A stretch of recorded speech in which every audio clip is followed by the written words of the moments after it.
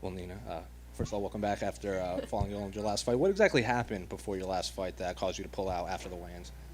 Actually, before the weigh-ins, I was already dealing with like a little bit of stomach bug. Like I couldn't keep food up, and I figured, okay, whatever. Didn't cut a lot of weight, so it wouldn't have been an issue.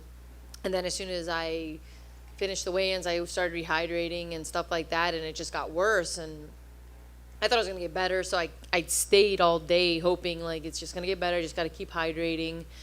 But then when I started eating, I started throwing up, and I was like, okay, now it's like both ends. And then I waited, and around like midnight, my coach suggested we went to the emergency room to see if maybe they can give me some medicine to try to hold it down so I could still fight.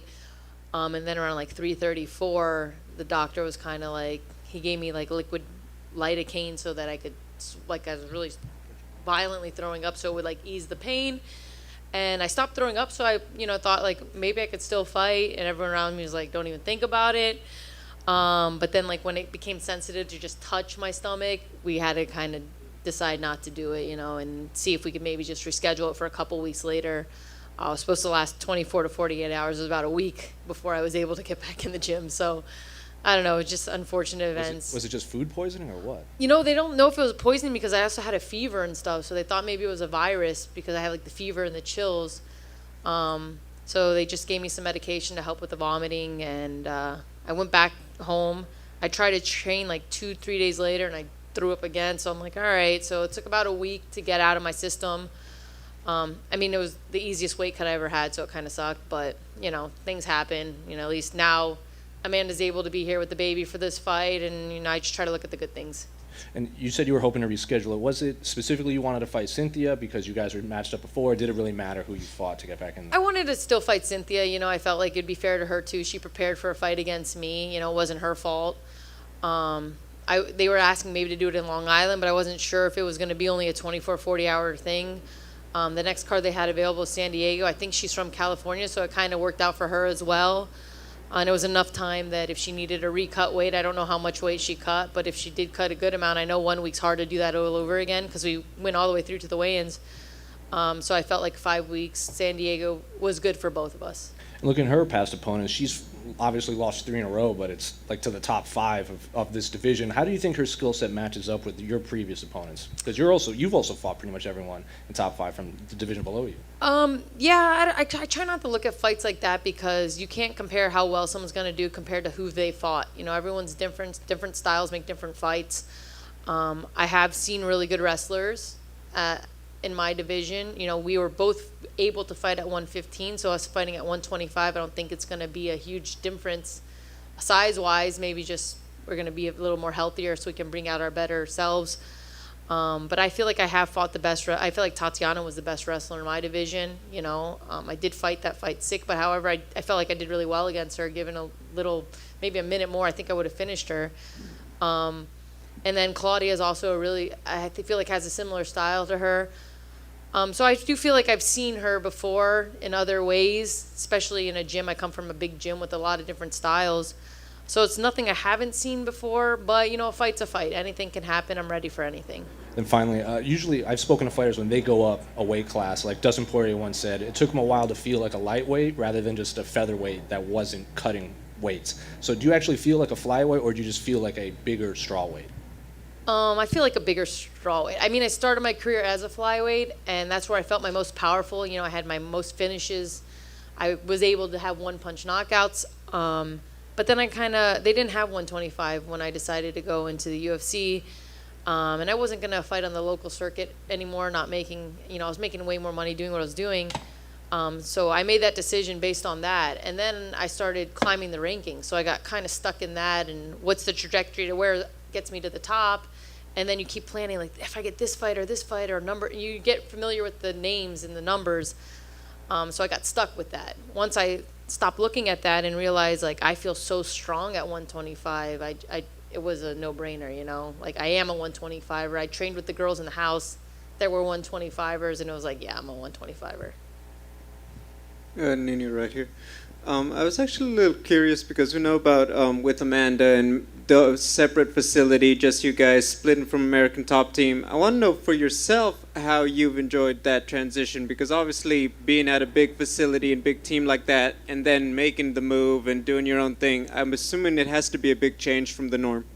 I stayed at American Top Team. I did both. I trained in the morning at American Top Team. I went to Amanda and I's gym. I watched her sparrings. I coached her sparrings, and then I trained conditioning right after that. So I was actively in both gyms. I had good training partners at American Top Team. I've been there for 15 years. I'm going to stay there until I'm finished with my career. But I also have the gym that I have with Amanda as well. They're 15 minutes away from each other. It's no difference to me. Amanda can pick whatever time she wants to train, and we work around that.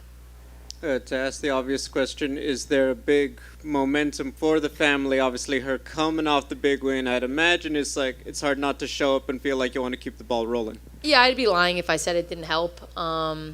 It was a really heavy camp going into it for both of us. You know, new things, new moves, a baby that's more active than she was. You know, so we kind of thrive on those situations. You know, being there, being her main coach for that fight, you know, it motivated me to be like, gave me more confidence. I know what I'm talking about. I just need to put it together. And seeing her be able to do it, it made me feel like, yeah, I can do this too. Thank you.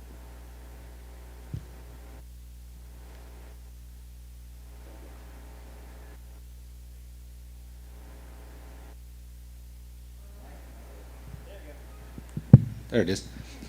Nina, right here.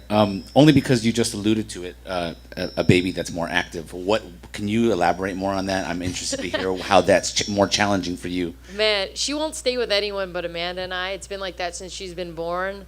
But from the time she wakes up, she maybe takes a 20, 30-minute nap, and then she's up to like 11 at night. And she is like you can hear her out there screaming. She doesn't walk to anything. Everything's a sprint. She just has so much energy. But, you know, I was like that as a kid. I think Amanda was like that as a kid.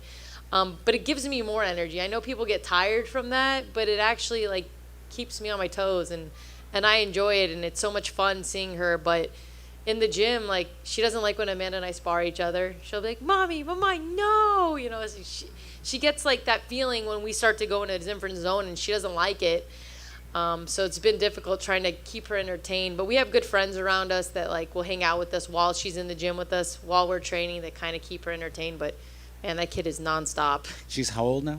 She'll be 2 in September. So when she sees you guys sparring, is she starting to recognize like, oh yeah, mommy's they're fighting each other? She doesn't like it. She doesn't like it. She'll like be like, mommy, like she'll be like, no, don't, and then like you stay focused because you're used to it at this point, but in the back of your head, you're kind of smiling because it's like, you know, we don't want her to fight, but like she walks into the gym and like runs to the punching bag and starts hitting it. So we're like, oh my God.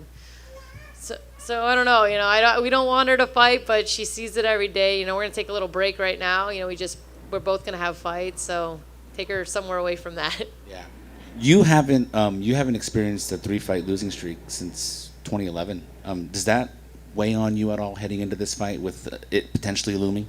No, because like in the beginning of my career, those fights were me I wasn't training, I was working full time and taking those fights against like Carlos Barza, Barb Honchak, and going to super close decisions, ones that even I thought I won with no experience. So I don't base those on where I am now. My last 2 fights, I had strep throat when I fought Tatiana, and I just gave birth when I fought Mackenzie. So I do not weigh in on like, oh, I lost 2. Like I weigh in like, wow, like I did that, but now you're gonna see the real me. You know? Do you feel like this is the fresh, you know, like a brand new start? Yeah, for you? this is the one. I'm here 100% now. I wasn't then, but you know, my head was watching Amanda fight and be active, and I just gave birth and looked at myself like, oh my God, I'm fat and sitting here like no purpose. And I just was like, if I take a fight, I know I have to get in shape, and that's what happened. And then I lost, so it was not a good idea, but it started the ball rolling again.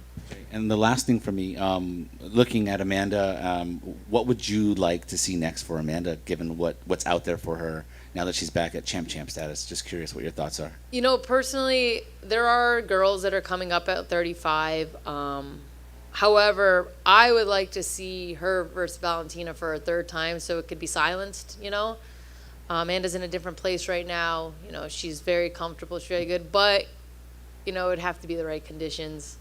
And it'd have to make sense. But that's what I would like to see. Interesting that you use the word silence, considering she holds the 2 wins over. Is that just because Valentina keeps talking about it? Yeah, I mean, she says, "Oh, I think I won the last one." Well, you have to definitively beat the champ. I thought Amanda won that fight.